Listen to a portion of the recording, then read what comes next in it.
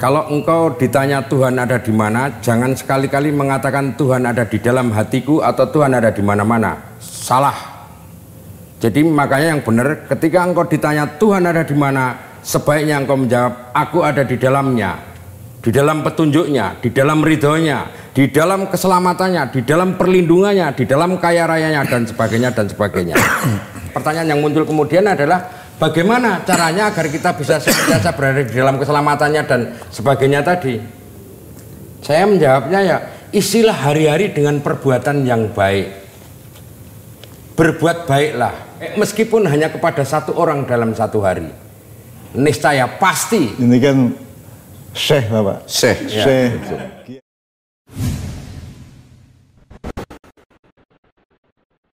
Sebenarnya kalau mau diperlebar Mbak Rono ya, sebenarnya kan kita secara sosial, secara politik, secara ekonomi kan sebenarnya kan dalam hal tentu mengalami seperti dua orang pendaki gunung yang terperosok masuk ke kawah itu. Artinya secara nasional kita itu juga terperosok ke dalam keadaan-keadaan yang penuh gas belerang, penuh gas beracun dan seterusnya ya.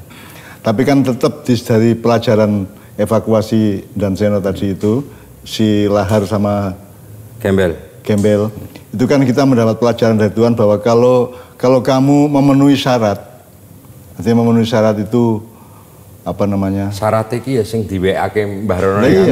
Itu syarat teknisnya, pengetahuan ketika akan menempuh. Diugemi. Tapi syarat subjektifnya pada Seno, pada si Lahar. Ya. Ono sing wani medun, ono sing wani akon medun. Lah iya. Itu menurut saya itu kan Tuhan yang menentukan akhirnya. Iya. Lah saya juga ini gendeng, kalau tak hindari, tak nolkan di KCO-nya, dia kan masih dicegat lagi oleh temperatur dan sulfur gas. Ya saya hanya mengatakan yo nek sulfur yo matine rada suwe gitu. Itu aja gitu. Gitu tok saya. Sekarang jadi ngerti gitu loh. Cak Nun takon, ngopo kok kowe diperintahkan evakuasi? Aku tak takon ngene, siapa orang tua yang mengizinkan mengikhlaskan anaknya mati di kawah? Wis ben wae neng kono kuwi dipendem wae neng kono mbuh lah ngono. Siapa? Enggak ada, Mas. Saya merasakan orang tuanya itu. Tetap walaupun bagaimana apapun bentuknya sudahan, mesti anak itu harus pengennya ya kembali ke orang tuanya. Nah, ini yang membuat saya berpikir keras. Gitu loh, Mas. Harus saya memberikan saya sesuatu yang terbaik. Saya mencoba merepresentasikan atine karpe orang tuanya tadi itu loh, Mas. Kalau sudah ditantang gini kan saya harus memberikan yang terbaik. Iya, nah beliau terus memberikan itu, gitu loh Mas. Menurut saya datang ke orang tuanya Mas, saya kan nggak di lokasi. Apa yang harus saya lakukan? Kita kan nggak boleh, Bu, Bapak, ini kan nyun sewu, putra jenengan sampun modar. Rampal raine, ususnya bodol-bodol. Nggak mungkin saya begitu Mas, karena itu bukan urusan saya, urusan dokter itu Mas. Mati atau tidak, saya harus ngomong apa? Bendeke ngomong ngakoni nek ngono kuwi mesti mati. Saya cuma gini, wah Bapak Ibu luar biasa, lebih hebat dari bapak saya di dalam mendidik anak untuk menjadi pemberani. Langsung jawab apa? Ning kok berakhir kados ngaten nggih lanteng nampung dumugi semanten. Nah wis ngerti ngomong mati dhewe. Ya ta, lajeng keadaan ini pun dos pundi. Mangke pun presani kemawon saat menikah sampun wonten rumah sakit Boyolali segera akan meluncur ke sini. Saya bilang begitu. Saya nggak ngasih tahu karena bukan otoritas saya. Gitu. Mati atau tidak itu. Sama ketika Mbah Marijan sudah jelas meninggal, wong sujud madhep ngidul ya ta, sudah dibawa sembunyi-sembunyi dengan teman-teman SAR. Ya Mas. Kayak mobil dikerukupi sarung, nggak ada yang tahu. Nggak ada yang tahu kalau itu Mbah Marijan. Tapi kalau saya kan tahu. Wong bilang ke saya sudah duluan ke rumah sakit Sarjito. Saya di rumah sakit Sarjito lapor ini Mbah Marijan sudah dalam keadaan sudah dalam sedang meluncur dibawa meluncur ke sini. Oh langsung saja Mas dibawa ke forensik. Forensik dasmui, saya bilang begitu. Kenapa? Urung-urung kok memutuskan mati. Forensik ya, Mas. Ya enggak harus bawa ke sini dulu. Ya kalau meninggal, kalau enggak gimana? Kalau hidup lagi gimana? Aku ngono, karena bukan urusan dia memutuskan itu. Ya akhirnya orang digoneng forensik, Mas manut, gitu loh Mas. Nah itu loh Mas, ada koridor-koridor seperti itu. Seperti halnya misalnya begini, lembaga-lembaga yang terkait dalam dunia kebencanaan, misalnya Merapi. Merapi itu kan mestinya secara sosiologi kultural, lembaga-lembaga itu harus paham, oh masyarakat sana itu hidup dari pariwisata, ya tambah, oh hidup dari sini, oh hidup begini. Nah ini kita kayak status siaga terus, berarti logikanya, aturannya itu ditutup objek wisata, dan itu akan melahirkan ekonomi mesti hancur, Mas. Dan itu betul-betul terjadi. Hanya karena Cak Nun sering ngomong, wong Indonesia ki ampuh banget pokoknya. Ora ono ya jogi kena krismon dan sebagainya. Ya ta, ten ampuh Mas. Ora duwe wison dadi semangan no. Jadi Mbak Rono, teman-teman SAR ini menurut saya merupakan kumpulan dari ciptaan-ciptaan Tuhan yang punya jenis kedekatan tersendiri dengan Tuhan. Iya, masyarakat yang paling baik di dunia dan akhirat. Kemudian memberikan ridho, memberikan kerelaan, keselamatan dan seterusnya yang tidak bisa dihitung. Saya makanya tidak malu Cak Nun memuji beliau secara terbuka di suatu TV swasta, beliau yang terbaik. Banyak orang yang harus dan belajar. saking hebatnya derajatnya di depan Tuhan teman-teman tuh, maka dia menguranginya dengan cara kalau pidato misuh terus gitu. Untuk mengurangi supaya tidak terlalu alim. Supaya jangan selalu stres. Stres juga loh. Saya mengerti Dan Botroseno. Kadang-kadang Dan Botroseno kalau tanya saya juga saya stres waktu mau evakuasi. Soalnya tak ini harus begini. Ini gimana? Ini orang nekat mau evakuasi vertikal, di bawah itu ancamannya terlalu tinggi. Pengalamannya evakuasi vertikal nggak ada. Ancaman di bawah itu dipelajari atau tidak, nggak ada. Coba bayangkan. Karena belum bagaimana belum saya harus memberikan jaminan risiko 0. Sulit. Jadi PR yang ke saya ini cuma berdoa mudah-mudahan ya kalau minimum nggak kena CO, kalau kena sulfur ya. Jadi saintifiknya itu dari Mbah Rono, Mas. Pertimbangan-pertimbangan saintifiknya itu kita suruh turun apa enggak? Oh, ini salah dihindari. Mbak Rono nyumbang ini ya. Ini. Tapi beliau ini ada di sana. Beliau punya ininya. Ya. Tapi beliau punya ininya. Saya punya ininya. Menjadi pasti toh Mas. Orang kaya saiki. Gitu loh Mas. Enggak kayak lembaga terkait ini. Orang nggak kayak kepastian. Mosok siaga 3 bertahun-tahun. Sing ora dikai status malah jeblok. Kan nggak ada kepastian itu. Nah, selama ini pengalaman saya dengan Mbah Rono, komunikasi dengan Mbah Rono, tadi saya simpulkan ternyata Mbah Rono itu berkomunikasi dengan Merapi tidak hanya sekedar dengan perlengkapan teknologi, tapi selebihnya dengan hati. Inilah yang kemudian saya percayai jadi nabi, gitu loh. Tak nggo ageman Mas, tak nggo kecekelan, karena pasti dan sudah terbukti, gitu loh. Mau apa? Mau di debat ya kono mau guru karo Mbah Rono. Iya, ora apa-apa. Saya gitu. Karena memang sudah terbukti. Makanya kalau melakukan sesuatu itu pertama itu harus mencintai. Jangan pernah hal itu terpaksa. Pasti akan memberikan sesuatu ya cuma terpaksa. Sesuatu yang terpaksa tidak akan memberikan solusi.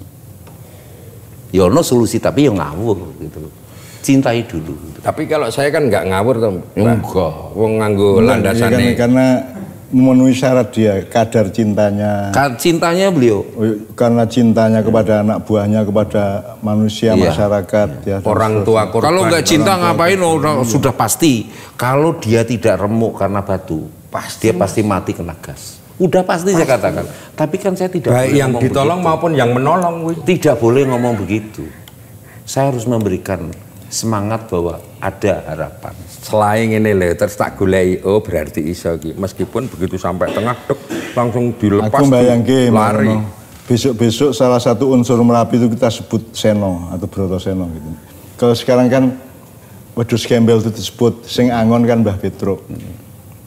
Nah, nanti ada unsur Merapi yang orang akan melegendakan dia. Mbah Petruk ngangon itunya karena dinding purbanya ke arah utara nggak mungkin, maka digiring. Yang saya pelajari Mbak Rono, Mbah Petruk itu dulu Pangeran Patmo. Pangeran Patmo itu adiknya Ratu Sima.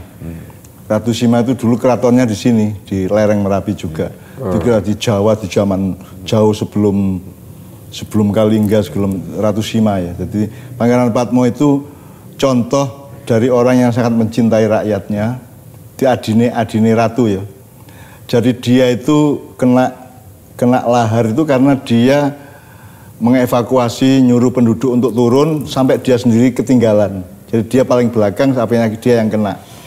Itu menjadi legenda sampai akhirnya menjadi mitologi Mbah Petro itu. Itu yang saya pelajari, walau alam saya tidak tahu ya. Kalau begitu dinding purba tadi itu ya. Kemungkinan saya hanya mencari jawaban kenapa gitu. Tapi saya kira kesimpulannya sederhana bahwa tabungan kita untuk berbuat baik, berbuat mulia, berbuat tulus seperti anak-anak SAR DIY yang luar biasa itu. Sangat luar biasa. Itu jangan dipikir meskipun nanti tidak dimuat di TV, ya tidak diwawancarai oleh. Jadi tidak perlu. Jadi ya, saya memberikan enggak apa-apa. Karena nanti akan dicatat oleh Tuhan. Ya. Saya di zaman lebih penting berikutnya. Lebih penting. Saya memberikan filsafat keselamatan, Mas. Ilmu itu kepada teman-teman begini. Kalau engkau ditanya Tuhan ada di mana, jangan sekali-kali mengatakan Tuhan ada di dalam hatiku atau Tuhan ada di mana-mana. Salah. Jadi makanya yang benar, ketika engkau ditanya Tuhan ada di mana, sebaiknya engkau menjawab, aku ada di dalamnya. Di dalam petunjuknya, di dalam ridhonya, di dalam keselamatannya, di dalam perlindungannya, di dalam kaya rayanya dan sebagainya dan sebagainya. Nah, syaratnya pertanyaan yang muncul kemudian adalah bagaimana caranya agar kita bisa senantiasa berada di dalam keselamatannya dan sebagainya tadi. Saya menjawabnya ya, isilah hari-hari dengan perbuatan yang baik. Berbuat baiklah. Isilah hari-hari hari-hari dengan perbuatan yang baik meskipun hanya kepada satu orang dalam satu hari. Niscaya pasti. Ini kan Syekh Bapak. Syekh. Kiai besar ya. Ya bagaimana saya kalau ditanya dia nggak jawab. Ya makanya pasti akan menempatkan kita berada di dalamnya kalau itu bahkan tidak hanya Roso di sini, Sen. Itu jawabanmu tadi itu bahkan di sini karena tidak mungkin Tuhan berada di suatu tempat yang dia bikin sendiri. Iya, karena itu masuk akal bagi kita yang berada di dalam Tuhan. Di dalam Tuhan. Ya, gitu loh. Di dalam Tuhan dengan segala kemurahannya. Kehebatannya itu tadi. Maka kita mesti selamat kalau udah yakin itu. Wis kowe ngono kuwi wae. Dirubah mindset religiusitasmu. Saya bilang begitu. Kalau maka hanya berbuat baik, jadi do seneng, orang mengikhlas. Dan Mbak Rono, ini dia itu tadi itu betul-betul pengetahuan yang tinggi ya. Sulit untuk mencari. Meskipun Tuhan sendiri bilang ya, Tuhan bikin alam semesta secara selama 6 hari, kemudian Tuhan bikin hamparan air, pertama bikin cahaya, kemudian cahaya itu sebagian dijadikan air oleh Tuhan, terus Tuhan bersemayam bersila di atas air itu, kemudian baru ada galaksi-galaksi dan seterusnya. Tapi itu kan cara Tuhan mendekatkan diri ke kita supaya kita paham. Tapi kalau kita mau lebih dalam, nggak mungkin Tuhan berada di kita. Kita berada di Tuhan. Bahkan seluruh jagat raya yang berada di dalam Tuhan, kan begitu. Itu rasio itu. Rasio kita berada di dalamnya. Kita mesti selamat dong di dalamnya, di dalam ridhonya, di dalam perlindungannya, keselamatan, di dalam keselamatannya. Jadi ini termasuk orang yang imannya luar biasa, Mbak Rono. Jadi aku nek iso maca Quran ngono aku sing ngajari. Dan saya bersaksi Mbak Rono, sebagaimana Mbak Rono sering memuji teman syariat. Konco-konco syariat itu semua sufi-sufi lah. Orang-orang yang tidak menomorsatukan diri dalam keselamatan dan keduniaan. Tidak pernah terus kemudian saya pernah didongeng TV atau apa enggak pernah. Nyun Sewu pernah didongengi saya waktu ini dari Gunung Kidul Mbak Rono. Dia kalau kerja itu dapat 60.000, 70.000 per hari kalau kerja. Dia kesini kadang-kadang piket. Nggawa rokok 2 bungkus, bensin 4 liter PP. Itu nggak ada zaman sekarang, zaman now gitu kan. Cari di mana Janu? Ketulusan seperti itu gitu loh. Oh sadeng kono, neng Cangkringan 4 liter PP. Jadi mau Ustadz dari MUI, mau Kiai, mau Syekh, mau ulama siapapun, saya kira boleh tanding sama anak SAR ini. Betul. Karena mereka juga tidak dibayar sama sekali. Tidak dibayar. Dan lebih banyak memberi daripada dia menuntut. Lo sampai warga di daerah atas itu, misalnya ada ribut ini, saya naik pakai mobil, kan pada hafal pakai mobil saya, naik gini. Oh, mandane munggah ora apa-apa, jadian aman kok. Terus ana kok sing nguren-uren maksudnya kan sari itu lho. Munggah jadi do tenang kok ra sida do mlayu. Piye kuwi? Padahal aku ngalami dhewe waktu kok ajak munggah to. Lah ya, terus Cak Nun mengalami kan ketika warga belum berani habis meletus, kan saya ngajak Cak Nun. Habis meletus loh itu, ngajak Cak Nun. Belum ada orang yang naik sampai Kelangon, di atasnya Kelangon. Belum ada, saya ngajak Cak Nun karena iki mesti ono dongane lah Cak Nun. Saya kan ora tau ndonga, Mbah. Nah, terus saya ngajak Cak Nun mesti amal. Di belakang rombongan saya itu ada 2 regu. Enggak, ya sekitar 2 regu. Yeah. Warga itu ngikutin karena mesti rapopo kayak gitu. Terus Cak Nun kan ngelihat warga ngelihat itu apa? Rumahnya itu udah nggak ada, tapi tahu bekasnya. Ada lagi yang lebih intern. Jadi teman-teman SAR yang bersama saya itu kan guyu santai, senyum-senyum itu ya. Gitu ya. Karena aku takon kowe ora wedi apa-apa to kowe iki. Ini kan kita nih baru tadi malam ini erupsi dan itu kan masih luluh lantak, masih panas tanahnya. Masih panas dan bisa kita bisa kejeblos masuk ke tanah yang tidak stabil dan seterusnya ya. Jadi teman-teman santai semua. Padahal 3 menit. Iya. Kalau dari puncak. Tapi ya karena aku takon Mbak Rono. Lho kowe kok santai-santai to kok ora wedi ora piye to? Jawab ngene. Lah Cak Nun ya santai kok. Iya. Lho aku iki santai mergo kowe santai kok.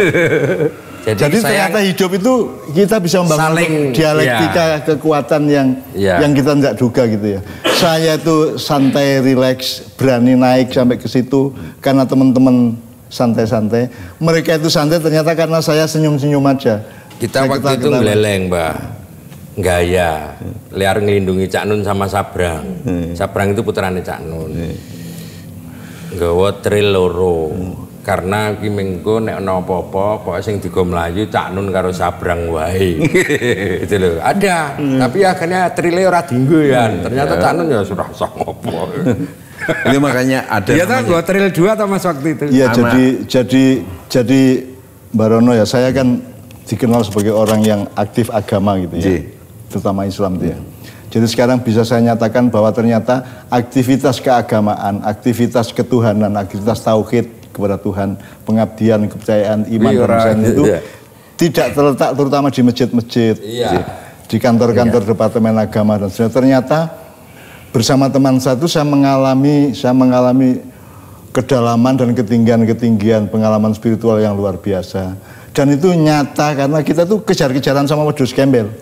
Ketika malam kita turun itu, dan saya mulai mendapat keyakinan mengenai dan mulai memahami apa yang Mbah Rono omongkan dan Mbah Marijar omongkan mengenai Merapi itu karena ketika saya negosiasi di atas itu ya, itu kan saya ketemu sama kepala macan tapi seperti lembu.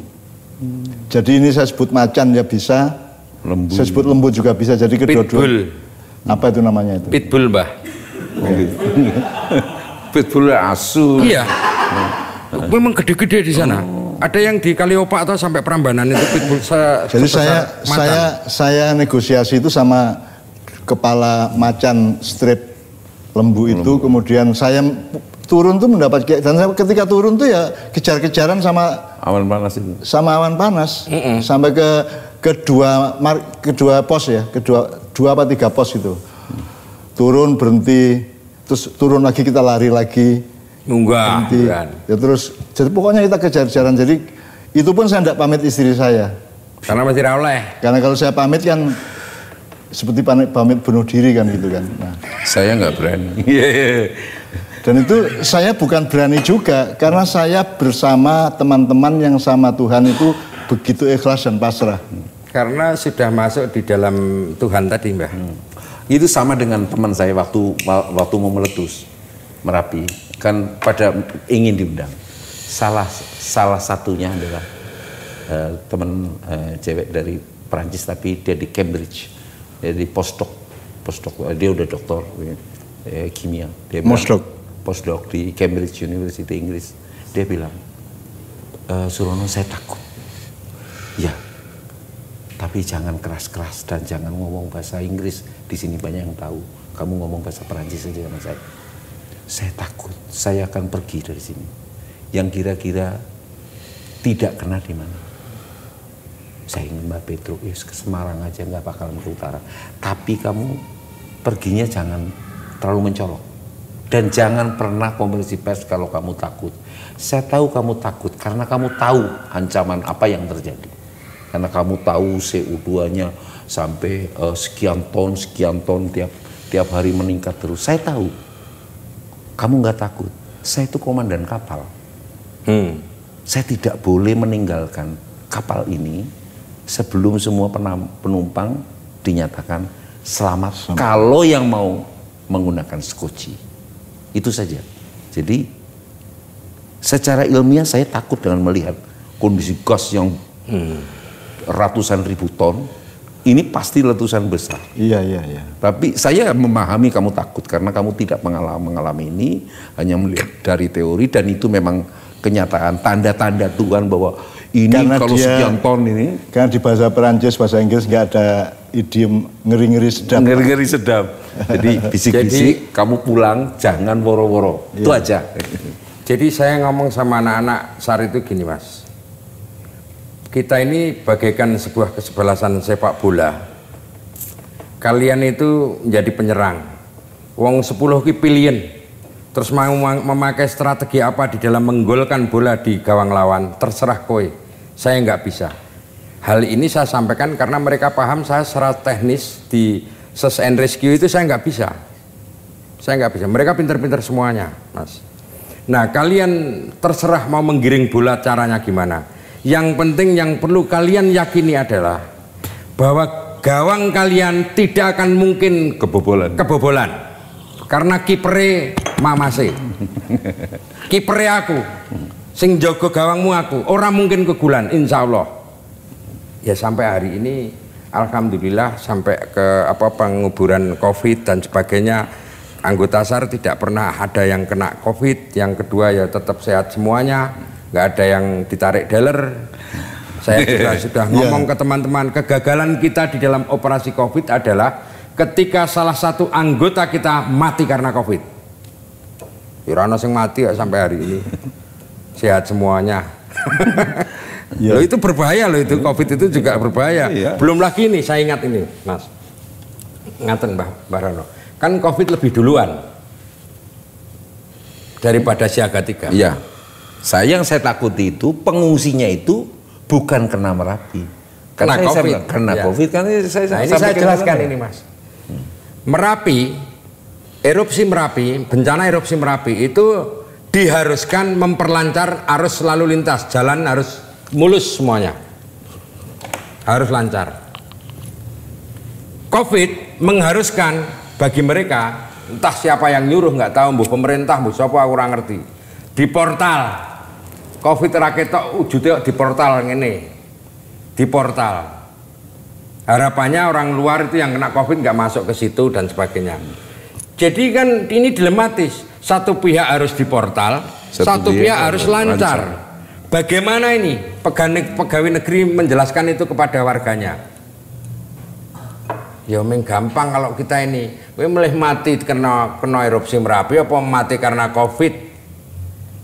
Karena Covid mawon. Buka partai. Karena sudah pernah merasakan saudaranya yang kena erupsi, gitu loh. Ya akhirnya dibuka, Mas. Lah kalau nggak dibuka kita kerepotan. Karena SOP ketika yang piket itu kepada saya sampaikan, SOP-nya adalah nomor 1 lari cepat. Lari menuju ke perempatan atau pertigaan jalan. Atur arus lalu lintas, jangan sampai ada yang kredit. Yang kedua, hindari mereka untuk menyeberang atau menyeberangi sungai, meskipun itu jembatan ya Mas ya, sungai yang berhulukan Merapi. Wis ming loro kuwi. Ket saiki urung kelakon kuwi. Karena ra jebluk-jebluk. Kan tidak berarti dia menginginkan kita mendoakan supaya jebluk ya. Jebluk enggak. Tapi ya itu tadi kan bahwa terlalu lama tidak erupsi, ada tingkat ketidakpercayaan kepada otoritas, baik terlalu lama menunggu kepastian dari otoritas saintifik maupun otoritas yang diharuskan untuk sebagai jadi kan dialektis komprehensif ya. Mbak Rono tidak mungkin karena tidak dari BPTKG nggak mungkin. Saya sudah tidak mungkin.